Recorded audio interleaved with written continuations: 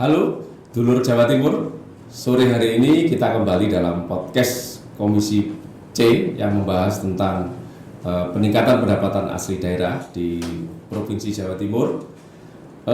Meskipun di bulan puasa, tetapi tidak mengurangi semangat dan keseriusan para anggota Dewan kita yang terhormat agar fungsi dan perannya bisa berjalan secara optimal.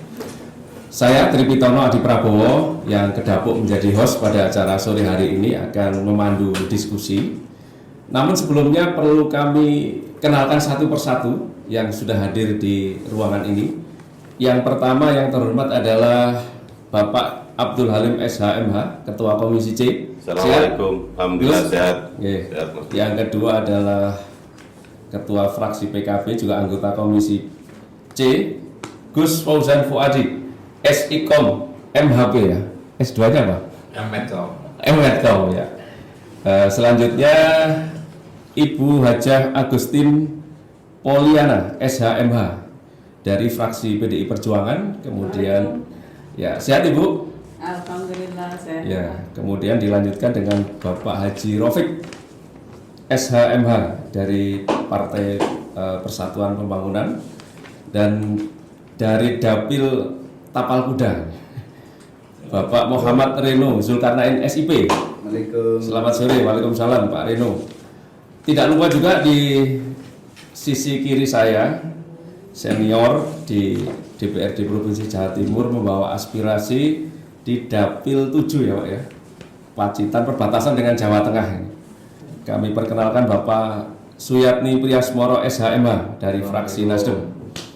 Kemudian di samping kiri ada Bapak Haji Muhammad Kolem Junaidi SPMM. Ya, beliau ini wakil rakyat saya karena saya di Sidoarjo ya.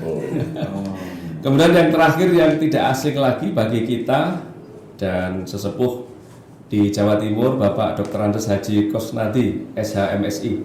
Assalamualaikum. Waalaikumsalam Pak Kusnadi. Baik, dulur Jawa Timur, agar suasana sore hari ini tetap substansinya dapat kita perdalam namun tidak tegang, izinkan saya mengawali dengan sebuah pantun. Yang pertama ini adalah, ini kulkas bukan sembarang kulkas karena di sampingnya diberi AC. Ini podcast bukan sembarang podcast karena dihadiri oleh Ketua DPRD dan Ketua Komisi C. Tepuk tangan untuk kita semua. Ya, baik, dulur Jawa Timur,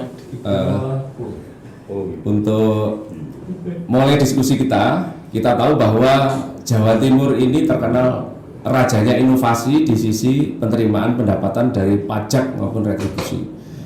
Namun demikian, pemerintah bersama seluruh anggota DPRD, khususnya di Komisi C, terus ingin berkomitmen meningkatkan partisipasi masyarakat dalam peningkatan PAD baik dari sisi pajak dan retribusi.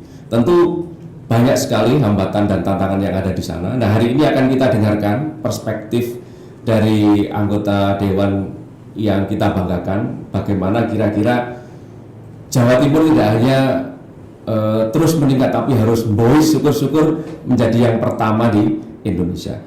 Yang pertama kami awali dari Ketua Komisi C, Gus Halim. Gus, ada peraturan tentang HKPD dan PP 35 tahun 2023 yang dua regulasi ini membuat kita seperti buah si malakama ya. Di satu sisi ada restrukturisasi komponen penarikan pajak dan retribusi ya, sekarang adanya option. Nah, dengan itu saja maka kita sudah mengalami penurunan potensi 4 triliun. Ada potensi penurunan 4 triliun. Nah, secara regulasi juga dimungkinkan Jawa Timur itu menaikkan tarif pajak dan retribusi.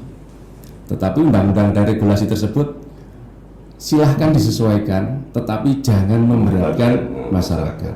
Nah, terkait dengan kondisi ekonomi Jawa Timur yang sudah pulih dan potensi industri juga sudah bagus, menurut panjenengan sebagai di Komisi C, apakah opsi peningkatan tarif ini menjadi alternatif yang cukup bagus dan tepat untuk saat ini. Kami persilakan. Ya, terima kasih Pak Pitono. Jadi memang kalau kemudian kita mau membuat satu regulasi berbentuk peraturan daerah, tetapi kemudian kalau sudah diberikan semacam batasan oleh pemerintah pusat, maka secara otomatis sebagai pemerintah daerah kita juga harus mengikuti hal tersebut sebagaimana tadi yang disampaikan.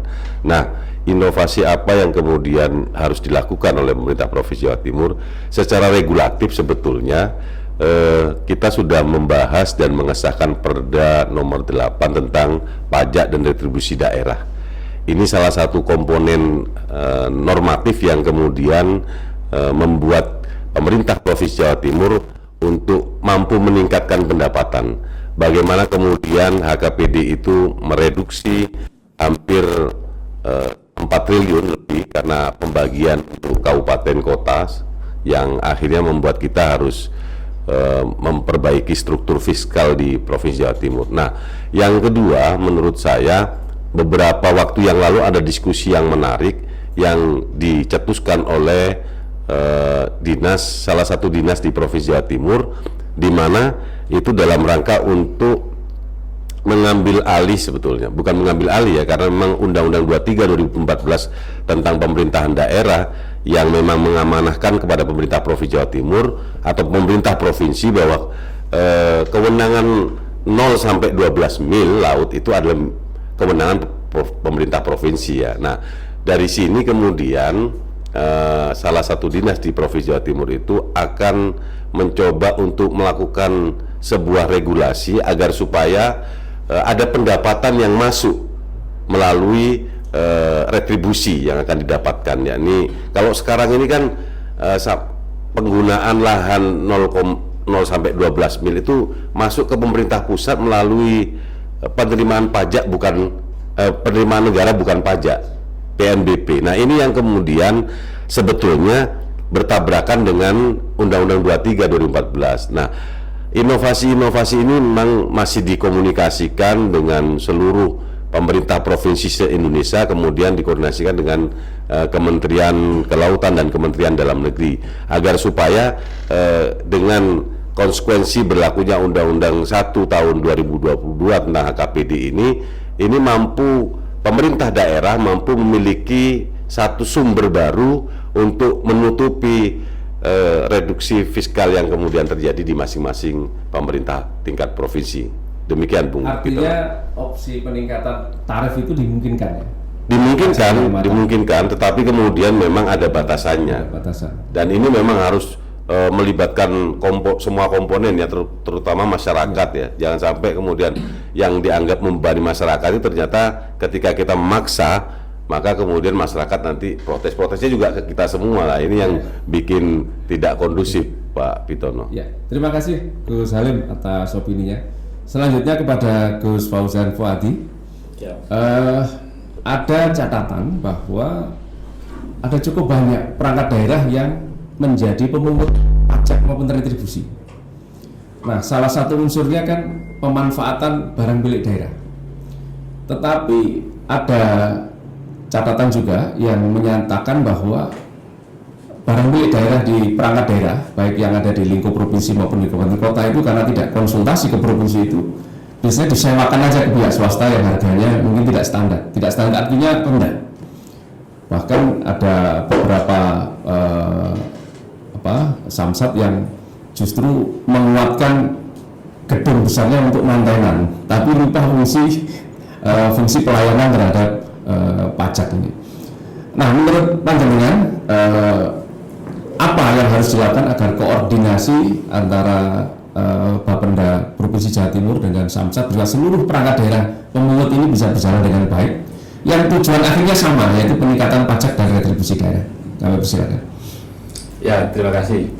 Jadi salah satu urgensi keteladanan itu dibutuhkan mutlak bagi pemungut pajak, pejabat dalam hal ini, dalam rangka memberikan contoh kepada masyarakat selaku wajib pajaknya, itu mutlak diperlukan karena seringkali di lingkungan kita ini ada case-case yang kemudian justru membuat orang wajib pajak itu antipati terhadap keteladanan yang semakin kritis pada sosok-sosok pemimpinnya atau para, katakanlah dalam konteks ini pemungut pajaknya. Kalau tadi disinggung soal aset daerah, dan sebetulnya aset-aset daerah itu kalau kita coba identifikasi satu persatu dalam beberapa kali kesempatan kita lakukan diskusi rapat-rapat dengan mitra, seringkali di situ muncul temuan meskipun datanya berbeda-beda antara satu instansi dengan instansi yang lain, kendaraan-kendaraan dengan plat merah yang semestinya mereka ini lebih taat dibanding lebih cepat kepatuhannya dibanding masyarakat pada umumnya, nyatanya juga masih ada instansi-instansi tertentu yang sadar pajaknya lalai. Nah ini mungkin, tetapi setelah kita telusuri tidak serta-merta karena kelalaian Pak Witono. Ada beberapa di antaranya itu yang memang tidak ada ukuran aset-aset milik daerah tadi itu, dia sampai berapa lama masih punya kewajiban untuk membayarkan pajaknya. Jadi ini aset-aset lama yang belum laku lelang, kalau misalnya ada proses pelelangan, tapi kemudian bagaimanapun kan pajaknya tetap harus dibayarkan.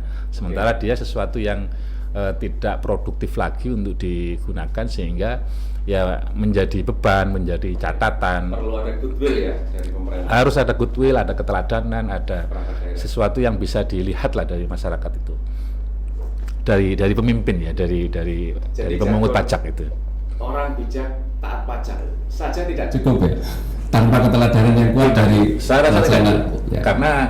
karena yang di masyarakat kita ini makin pragmatis, semakin pintar, semakin kritis melihat fenomenanya, tidak hanya pada saat momentum politik datang, tetapi pada saat semasa 5 tahun seseorang diamanati bertugas itu dia bisa menilai secara langsung, merasakan bagaimana program yang dicanangkan oleh pemimpinnya itu dapat dirasakan oleh masyarakat.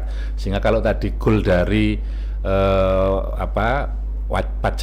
pajak kemudian untuk pendapatan asli daerah itu adalah dalam rangka peningkatan infrastruktur dan pembangunan, itu kalau tidak linier ya kan bukan tidak mungkin bukan dalam rentang waktu 1 tahun 2 tahun ini, tetapi di waktu-waktu mendatang karena semakin akut peristiwa kelalaian atau keabaian dan seterusnya itu tidak ada penanganan khusus ya, maka bukan tidak mungkin dalam waktu entah kapan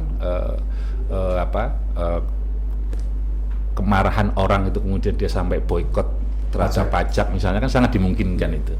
Itu kondisi yang sangat akut betul dan sangat menakutkan, artinya membuktikan bahwa kesadaran masyarakat rendah. Baik, terima kasih Gus Fauzan. Selanjutnya kepada Pak Agustin. Kalau boleh tahu dari dapil mana? Surabaya. Oh, Surabaya. Ya.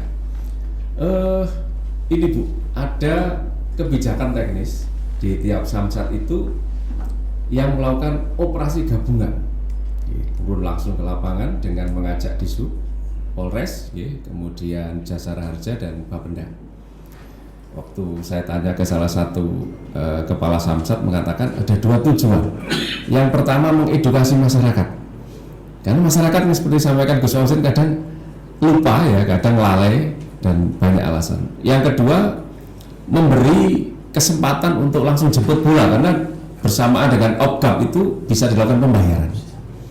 Tetapi di sisi yang lain, kita sebagai bagian dari masyarakat kadang kan deg-degan. Begitu ngantar anak sekolah, operasi gabungan. Nah, kebijakan ini apakah sesuatu pilihan yang sangat strategis, karena info dari samsat semakin sering opgab, orang yang memperbarui pajaknya semakin banyak, tetapi masyarakat agak merasa takut ya. Mungkin panjenengan sebagai wakil dari masyarakat bagaimana melihat kebijakan ini? Kami sih apresiasi ya dengan kegiatan opgab tadi. Cuman kadang-kadang itu kan rasa tidak nyaman masyarakat kita di jalan itu akhirnya menjadi was-was yang tidak ada ukurannya. Karena begini, saya lupa bawa STN misalkan. Nah, terus ada operasi. Ini kena tilang apa enggak? Operasi kan biasanya ada tilang atau tidak kan gitu kan. Padahal lupa nggak bayar pajak saja kan gitu ya, harus ditekankan di sana. Nah, itu rasa tidak nyaman itu dirasakan oleh masyarakat yang kebetulan memang pada saat itu dia tidak pegang duit. Tidak semuanya orang di jalan itu pegang duit tunai. Kan sekarang itu kan zamannya sudah semakin canggih pakai pakai handphone bayarnya kan semuanya gitu. Cuman yang dirasa bahwa OPGAP itu memang ada positifnya. Positifnya uang cepat masuk kan, mereka cepat segera bayar. Mau tidak mau harus bayar kan gitu di lapangan. Nah, operasi dimanapun tempatnya di lapangan bayar tunai di sini atau pakai alat gitu kan, pakai kiris kan gitu. Nah, yang nggak nyaman itu banyak gitu loh. Nggak nyamannya gitu ya itu mereka di jalan sudah jalan macet, macet. Kebijakan yang menimbulkan rasa was-was ya kurang lebih gitu kan. Terus itu kan nggak nyaman sekali buat mereka yang mungkin lagi asik jalan atau ada keperluan mendadak yang tidak bisa ditunda. Nah, terus ada operasi begitu, dia harus menyelesaikan di lapangan dan harus menunggu kan. Nah ini yang menurut hemat kami ada positif negatifnya. Positif dalam kita bisa meningkatkan pendapatan dengan jemput bola. Posisi negatifnya itu masyarakat kita cenderung was-was dan tidak nyaman. Nah, apakah pengguna jalan itu diberikan kesempatan untuk kenyamanan atau dikejar-kejar untuk bayar pajak kan gitu? Nah itu dua sisi yang memang bertolak belakang. Poinnya tetap dilakukan karena sangat efektif, tetapi memperhatikan frekuensi dan waktunya. Betul. Tanggal muda itu rada tenang masyarakat. Tanggal tua ada OPGAP gitu. Jangan sampai di sela-sela kesibukan waktu pulang kantor gitu, waduh semakin macet. Apalagi kota Surabaya, les pulang kantor gak ada jalan yang gak macet. Iya betul. Terima kasih Bu Agustin. Selanjutnya Haji Rafiq. Masih sekitar itu, Ji. Ternyata di OPGAP itu juga ditemukan banyak masyarakat yang warga setempat, tetapi kendaraannya itu dari luar, ada yang plat B, AD gitu. Dan mereka nyaman memperpanjang dengan nama yang memiliki, sepanjang yang memiliki nama asli tidak keberatan. Nah ini bagi teman-teman Samsat ini membuat tersinggung. Ini pajaknya masuk di provinsi sebelah, tapi polusi dan rusaknya jalan kan di Jawa Timur.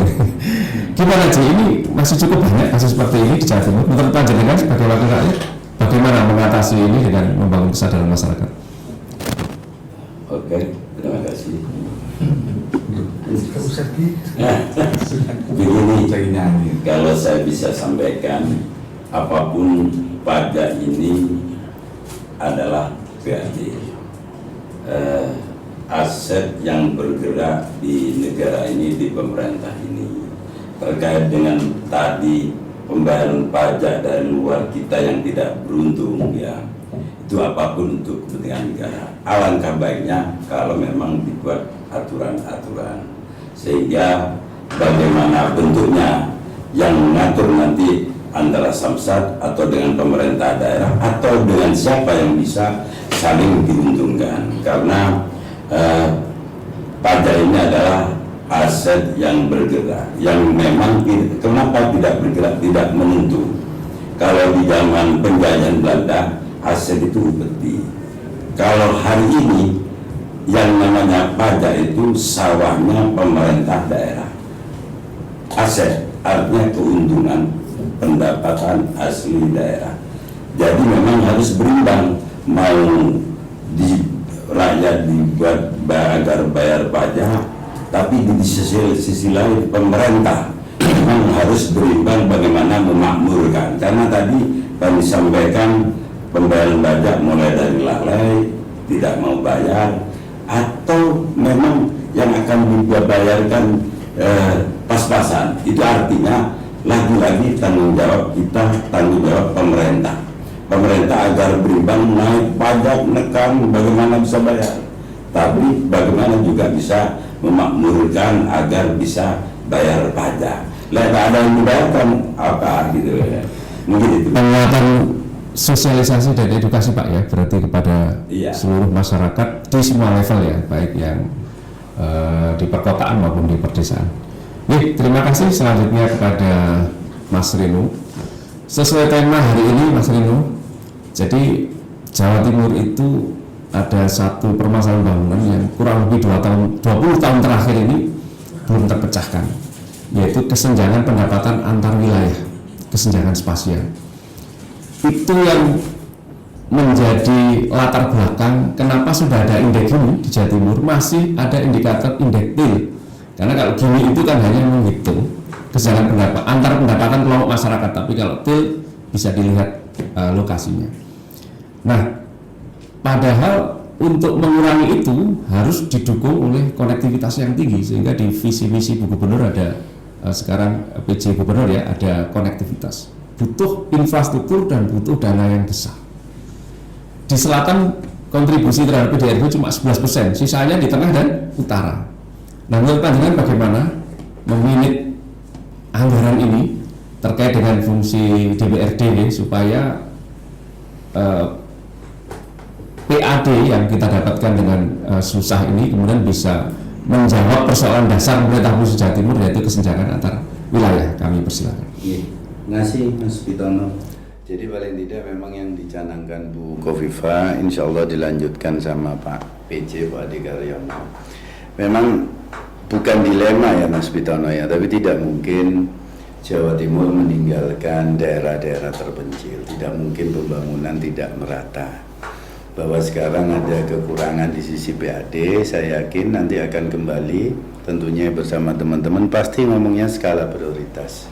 Ya. Jadi penting sekali koneksivitas dan lain-lain, bahwa selatan memang dibangun sejak era lama terputus, sekarang dibangun lagi. Memang baru dampaknya 3-4 tahun ke depan itu Mas Pitono, bahwa perekonomian akan menggeliatlah di sana tentunya karena ada akses. Dan saya rasa juga dengan adanya tol yang lambat laun ini akan sampai di Blitar ya kalau sini ya. Terus di sana sampai di Banyuwangi, saya rasa banyak hal yang akan terungkit.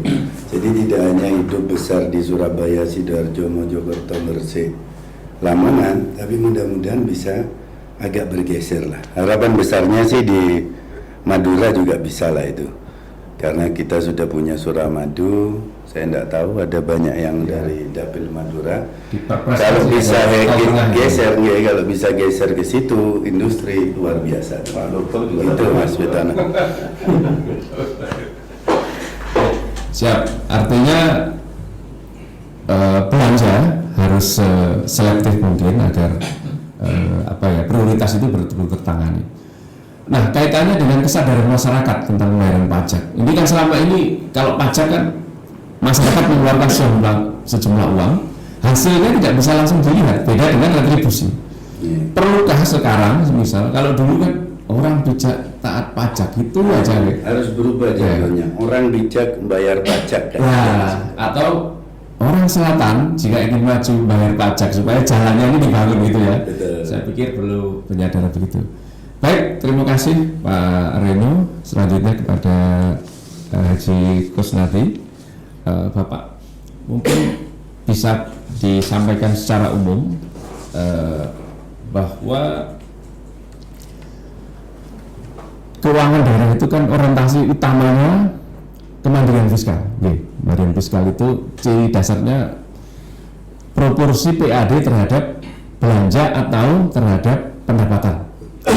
Kalau dari catatan saya terhadap belanjanya 29%, kalau terhadap pendapatan itu 33%. Mungkin yang mewakili kapasitas fiskal kita di belanja ini ya, yang angka realnya berarti hanya 29% atau 30%. Nah, menurut panjenengan kapasitas fiskal kita semakin bertambah, Pak. Apakah selama ini pengelolaan pendapatan sudah optimal atau perlu ada hal-hal lain yang perlu digali? Pak Kusnadi, kami persilakan. Terima kasih. Pertama, kita ketahui bahwa APBD kita kurang lebih jumlahnya itu 30 triliun, dan itu disokong dari PAD kurang lebih 19 triliun dan dana transfer kurang lebih 9 triliun. Ini komposisi daripada APBD kita. Sebenarnya masih banyak potensi-potensi yang harus dilakukan, karena setiap tahun di Dinas Pendapatan ini hampir mencapai PAD itu 100% lebih. Jadi masih lebih.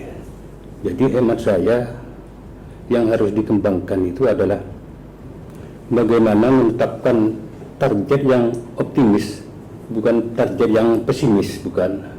Jadi target yang optimis, sehingga bagi staf ini betul-betul berupaya untuk bagaimana memperoleh pendapatan asli daerah itu dengan baik. Saya kira itu. Jadi di samping itu juga kepada Dinas Pendapatan juga harus melakukan suatu prinsip-prinsip daripada pelayanan publik. Jangan sampai ada diskriminasi dalam pajak ini. Misalnya ada suatu pajak kecil tetapi malas daripada petugas untuk mengambil. Kalau yang besar segera diambil karena masing-masing petugas pasti sudah ditarget di situ. Jadi tidak siapapun yang bayar duluan ya di situ harus diselesaikan. Jangan sampai pilih yang besar saja, jangan pilih yang besar saja. Keseluruhan ya, keseluruhan. Ya. Jadi keadilan untuk semua. Ya. Apakah perlu semisal ada perda penagihan pajak seperti di pajak-pajak nasional? Sudah ada? Oh iya, berarti tinggal. Dan lagi masyarakat kita ini sekarang kan sudah, menurut saya pajak ini kan kewajiban tanpa harus ada jasa dari pemerintah. Jadi ini kewajiban kepada wajib pajak untuk membayar. Jadi sekarang sudah mulai makin sadar masyarakat. Tinggal bagaimana kita melakukan suatu misalnya tagihan lah seperti itu. Kadang-kadang kan kita ini di kantor Dinas Pendapatan atau sering melakukan suatu mutasi staf. Nah misalnya ya. Dan menurut saya khusus dalam penagihan pajak ini jangan sering-sering dimutasi. Karena masing-masing penagih pajak itu adalah sudah punya chemistry dengan wajib pajak. Sudah punya koneksi. Koneksi sudah berhubungan. Kadang-kadang sudah waktunya malah petugasnya ditelepon, tolong diambil ini, begitu. Saya kira itu. Ya. Baik, artinya pendekatannya juga secara sosiologis ya, tidak hanya secara mekanik. Terima kasih Pak Kusnadi. Selanjutnya Pak Hulem. Gini, di tahun lalu dan beberapa tahun ke depan, Pak, ada pembangunan atau pemindahan samsat atau yang renovasi ini, yang tujuannya adalah peningkatan fungsi. Nah, namun demikian perlu adanya kepastian bahwa pemindahan itu tidak hanya sebatas dari yang sempit menjadi lebar, tapi harus menyentuh aspek dan memastikan dampak peningkatan pendapatan ini terjadi. Apa pesan penting panjenengan terhadap kegiatan peningkatan kualitas samsat ini, baik berupa pemindahan maupun renovasi? Kami persilakan. Ya, terima kasih. Memang dalam rangka meningkatkan pendapatan bukan hanya dari sisi mengejar target, menekan kepada wajib pajak, tapi kita juga melihat bagaimana sisi petugas dalam rangka untuk memungut ini juga fasilitas harus tapi mudah-mudahan dengan adanya pembangunan gedung samsat dan atau fasilitas apapun dalam rangka untuk semangat dan memotivasi petugas pajak untuk memungut dan melaksanakan tugasnya untuk memenuhi target. Kemudian ini artinya dengan begitu semangatnya tinggi, kemudian targetnya yang sebagaimana disampaikan 100% setiap lebih dari 100 justru malah melampaui, itu bagian daripada ya ikhtiar daripada pemerintah provinsi untuk memberikan semangat, bukan hanya gedungnya saja sebenarnya ya jabungnya ini juga benar-benar sesuai. Ini juga menjadi semangat daripada teman-teman pengungut ini agar tidak kerja artinya kerja yang tidak berbasis dengan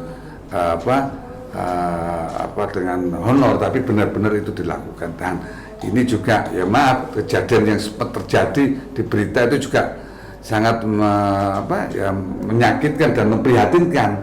Terjadi jasa pungut yang diperlakukan semacam itu juga menjadi catatan, mudah-mudahan tidak terjadi di tempat yang lain. Kemudian terkait masalah pajak ini, kesadaran masyarakat yang mungkin juga ditekankan oleh pemerintah provinsi dan dinas pemungut pajak tidak hanya sekedar disampaikan bahwasannya mereka dituntut untuk membayar pajak, tapi disadarkan bahwasannya pajak ini diimbangi dengan pembangunan, yaitu pembangunan jalan. Jangan sampai sebagaimana yang sering kita lihat, jalan yang berlubang, termasuk kemacetan. Ini juga bagian daripada fasilitas daripada pengguna jalan untuk kenyamanan dalam berkendaraan, termasuk penataan atau kesiapan dari dinas perhubungan dan polisi dalam mengatur lalu lintas pada saat kerja. Itu juga disadarkan, dari situlah wajib pajak bahwasannya merasa dengan kenyamanan perjalanannya itu sehingga sadar membayar pajak. Yang lebih penting lagi, yang paling ditekankan yaitu petugas pemungut pajak ini harus juga sejahtera, artinya nyaman di dalam melaksanakan kegiatan, juga sudah aman di dalam mengurusi rumah tangganya. Ini juga menjadi hal yang penting. Intinya seiring dengan dana yang dialokasikan harus berdampak positif terhadap peningkatan pelayanan dan pendapatan PAD. Ya. Terima kasih Pak Kulum. Yang terakhir ini gongnya Pak Dr. Suyatni. Pertanyaannya agak berat ini Pak Dokter. Jadi adanya undang-undang HKPD dan PP 3523 ini yang ini terkait dengan organisasi PLU kayak rumah sakit ya. Itu selama ini kan tarifnya bisa semua layanan tidak harus, semua penarikan layanan tidak harus dengan tarif. Dengan adanya regulasi itu, mendapatkan informasi dari rumah sakit, layanannya harus semuanya ditarif, baik yang besar maupun yang kecil. Nah ternyata meskipun ada tarif fleksibel di pasal 26 PP 35, ternyata rumah sakit masih kesulitan. Karena rumah sakit yang BLU penyumbang terbesar kita itu juga itu kan harus butuh bersaing di wajah perusahaannya, dia harus bersaing menentukan harga yang cepat, perubahannya cepat dengan rumah sakit swasta dan rumah sakit lain.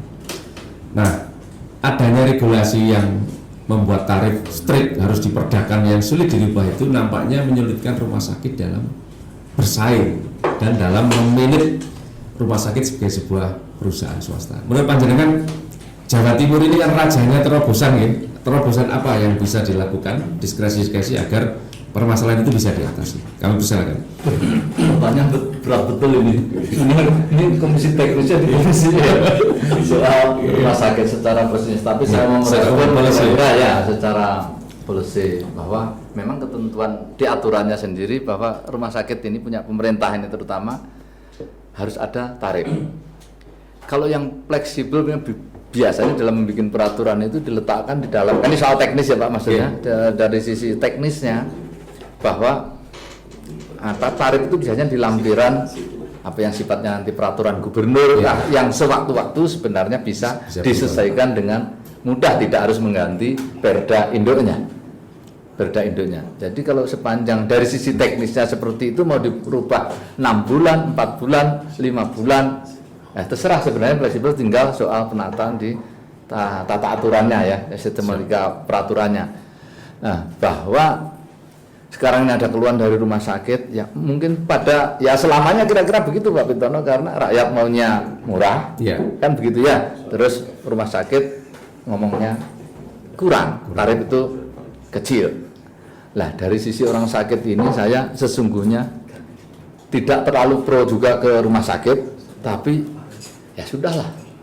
Kalau memang sekarang kerendahan untuk melayani masyarakat sampean, kasarannya ini Pak, ya oke, nanti kalau kurang ngomong kepada pemerintah, ngomong kepada Dewan. Artinya di tingkat regulasi, Dewan sebagai mitra regulasi eksekutif ini jika diberlakukan diskresi agar masyarakat terlayani dengan tarif yang fleksibel ini akan mendukung Pak ya?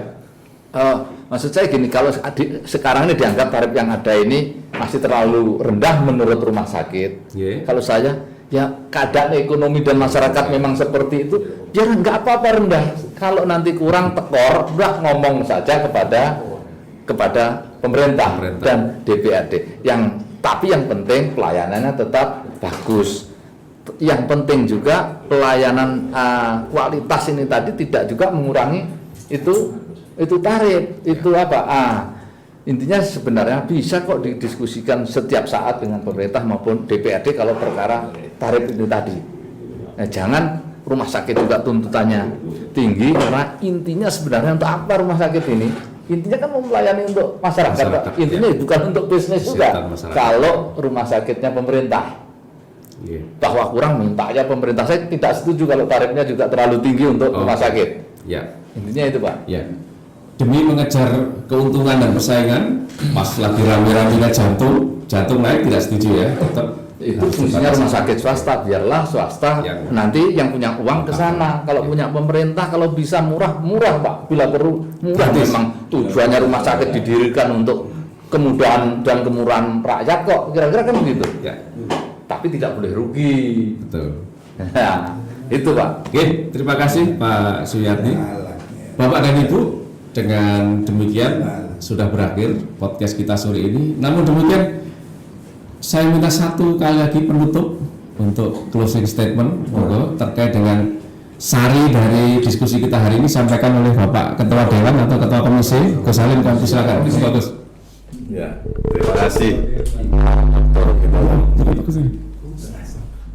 Jadi saya kira memang sudah beragam ya yang tadi disampaikan oleh rekan-rekan Komisi C di bawah orkestra dari Pak Dr. Bitono ya, mengenai tentang sebetulnya kan fungsi dan urgensi daripada pajak daerah. Nah, saya kira memang semua kita mencoba melakukan sebuah inovasi karena konsekuensi dengan lahirnya Undang-Undang 122.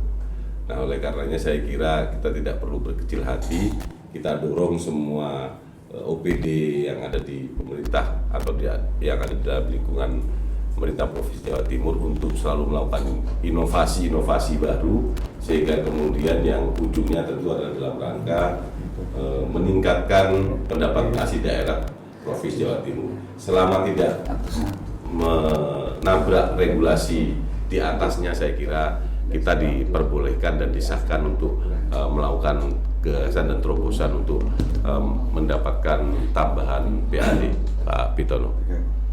Oke, terima kasih Gus Salim. Saya pikir spiritnya sudah terasa bahwa ada semangat yang sama eksekutif dengan legislatif untuk menciptakan pendapatan yang optimal di Jawa Timur. Oleh karena itu mari kita akhiri dengan tepuk tangan bersama. Sekali lagi kami sampaikan terima kasih Gus Salim, Gus Fauzan, Bu Agusti, Rafiq, Mario dan semua yang rawuh pada sore hari ini. Kurang lebihnya mohon maaf. Saya akhiri. Assalamualaikum warahmatullahi wabarakatuh dan selamat sore. Alhamdulillah.